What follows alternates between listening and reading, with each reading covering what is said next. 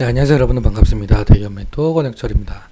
오늘 GSE에 대해서 말씀을 드리려고 하는데, 일단 GSE 같은 경우 여러분들도 아시다시피 도시가스, 그러니까 LPG를 판매하고 있는 기업이죠. 그리고 도시가스라고 한다면 천연가스이기 때문에 이 천연가스 가격 등락폭으로 인해서 이 주가 영향도 갈 가능성이 상당히 높은데요. 오늘 이 중동 쪽에 이슈가 있었죠. 여러분들과 함께 이거 확인해 보도록 하고요. 그리고 사실상 천연가스 같은 경우 테마성이 짙거든요. 그래서 우리는 여기서 조심해야 될 구간일 가능성이 높아요. 그래서 이러한 구조 좀 말씀을 드리려고 하고요. 그리고 여러분들께서 이 GSE에 대해서 궁금하신 점이 있다라고 한다면 꼭 댓글 남겨주셔서 제가 그 댓글을 하나하나 읽어보면서 궁금하신 부분들 해결해 드리려고 하니까 꼭 남겨주시면 정말 감사할 것 같고요. 그럼 바로 본론으로 들어가 보도록 할게요. 일단 GSE 앞서 말씀드렸다시피 LPG와 CNG 관련 판매 기업이죠.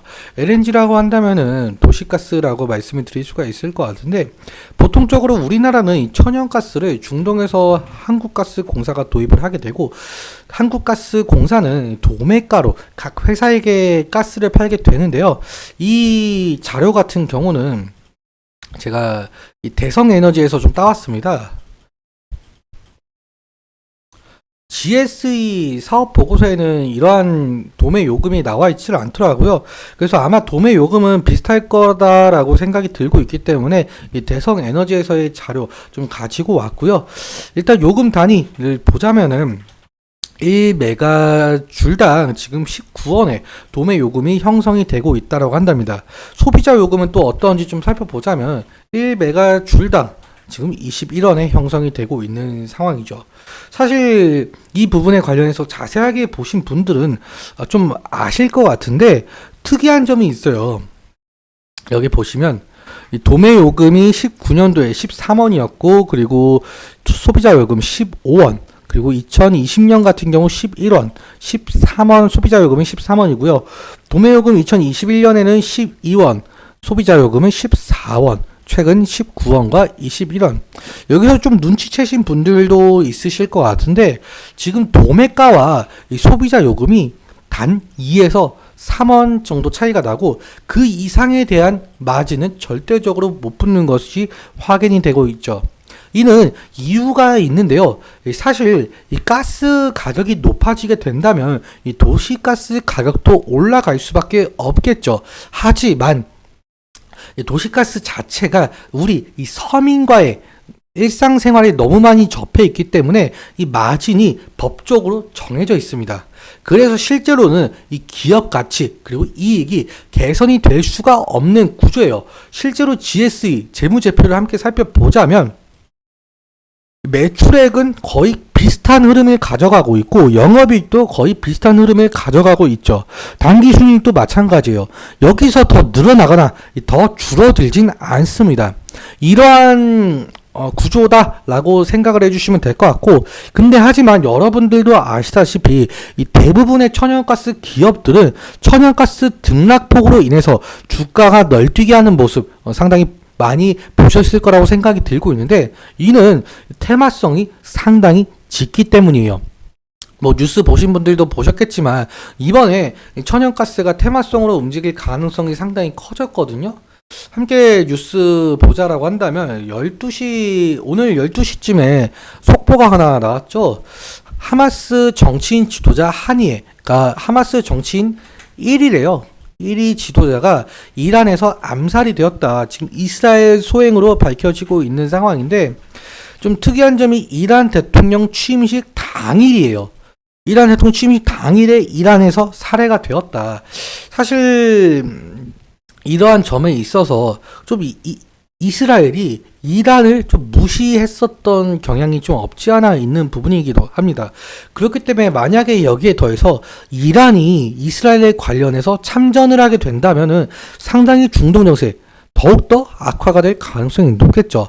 이러한 점 때문에 천연가스 테마성이 나타내고 있다. 앞서 말씀드렸다시피 한국가스공사가 우리는 중동에서 천연가스를 가져오기 때문에 이러한 중동 문제 자세하게 살펴보는 것이 중요 투자 포인트 중 하나가 될 가능성이 높을 것 같습니다. 일단 어떻게 그 중동 정세가 흘러갈지는 좀 추이를 지켜봐야 되는 부분이긴 하지만 앞으로 이러한 추세가 좀 계속적으로 나타내지 않을까 그렇게 저는 생각을 하고 있고요.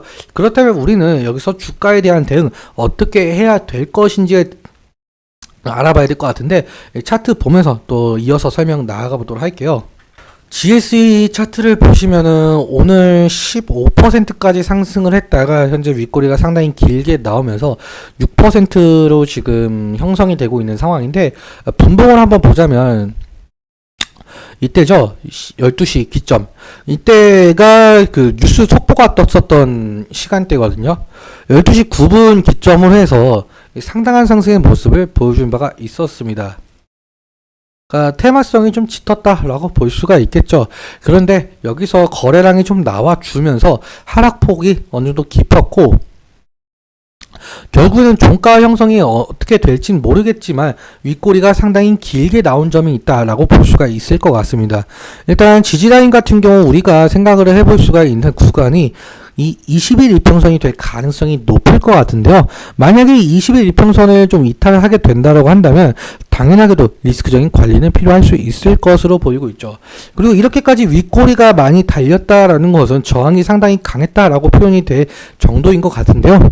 6월 4일에도 마찬가지로 이때 중동 정세에 상당히 악화된 점이 있기 때문에 이때 테마성으로 한번 움직인 적이 있었습니다. 23%까지 상승을 했다가 경영 종가는 이 3%, 마이너스 3%로 마감을 했는데요. 그 이후로 좀 어느 정도 하락의 모습을 보여줬었어요.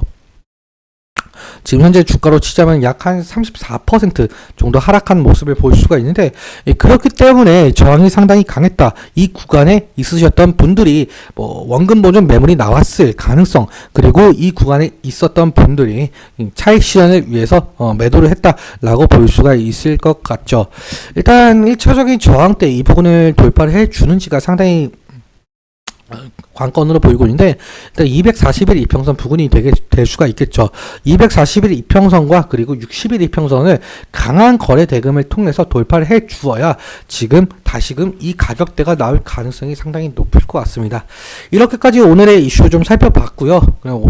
그리고 여러분들께서 이 GSE에 대해서 좀 궁금하신 분들이 있다면 꼭 댓글 남겨주시면 정말 감사할 것 같고 그리고 오늘 말씀드렸던 내용들과 그리고 차트적인 부분에 들에 대해서는 제 개인적인 견해가 상당히 들어가 있기 때문에 여러분들의 주관적인 견해와 함께 투자를 현명한 선택하셨으면 좋겠습니다.